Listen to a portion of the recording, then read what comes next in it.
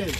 ఈ చేతికి ఒక విత్తనం కూడా, ఒక ధాన్యం కింద కూడా చేతికి వచ్చేటువంటి పరిస్థితి ఇవాళ లేదు. కనుక ఇవన్నిటిని కూడా ప్రభుత్వం వెంటనే మరి ఎన్నికల కోడ్ కాదు, ఎన్నికలలో పనిచేసుడు కాదు, పదవుల కోసం పాకులాడడం కాదు, పదవుల కోసం పాకులాడు కాదు. పాలకులు రైతన్న గోస చూడండి, రైతన్న కష్టం చూడండి, రైతన్న కన్నీళ్లు చూడండి. రైతన్న కన్నీళ్లు పట్టించుకున్నటువంటి తీరిక, ఆ తీరిక మీకు దొరుకుతలేదా?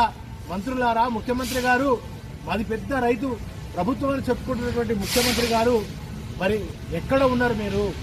ఇవాళ మంత్రులంతా, వ్యవసాయ శాఖ మంత్రి కానీ, సివిల్ సప్లై మంత్రి కానీ ఎక్కడ ఉన్నారు? ఒక్క రివ్యూ పెట్టడం కూడా మీకు స్టేట్లో, జిల్లాలలో గత ప్రభుత్వం ఇక్కడనే గంగుల కమలాకర్ గారు ఇక్కడ మంత్రి ఉండేవారు సివిల్ సప్లై శాఖ. నెల రోజుల ముందు కేసీఆర్ గారు పురమాయిస్తే నెల రోజుల ముందు, 2 నెలల ముందు ఇక్కడ రివ్యూలు జరిగేది.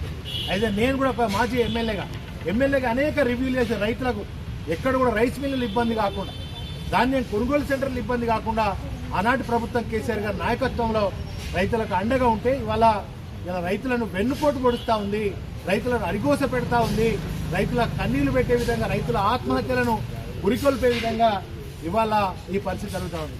వీడొక బండి సంజయ్ అనేటువంటి కేంద్ర మంత్రి ఉన్నాడు. బండి సంజయ్ అనేటువంటి కేంద్ర మంత్రి కరీంనగర్ జిల్లాకు ఎంపీగా ఉన్నాడు. అయ్యా బండి సంజయ్ గారు, మరి మీరన్నా కనీసం ఎంపీగా ఉన్నాడు, కేంద్ర మంత్రి వ్యవహరిస్తూ ఉన్నారు. మరి పొలాల దిక్కు రావయ్యా, నిన్ను గెలిపించినటువంటి ప్రజలను, రైతాంగాన్ని దిక్కు రావయ్యా, చూడవయ్యా కొద్దిగా. అది కూడా బండి సంజయ్ గారు కూడా తీర్చలేదా? ఇక కాంగ్రెస్ వాళ్ళకు తీర్చలేదు, బీజేపీ వాళ్ళకు తీర్చలేదు. బీజేపీ ప్రభుత్వం కేంద్రంలో ఉంటుంది, కాంగ్రెస్ ప్రభుత్వం ఉంటుంది, కాంగ్రెస్ మంత్రులకు తీర్చలేదు, ఎమ్మెల్యేలకు తీర్చలేదు, భారతీయ జనతా పార్టీ ఎంపీ గారికి కూడా, కేంద్ర మంత్రి కూడా తీర్చలేదు. ఇవాళ టార్గెట్ మనకు 16 లక్షల మెట్రిక్ టన్నుల టార్గెట్ ఇక్కడ సేకరించాల్సినటువంటి అవసరం ఉన్నది.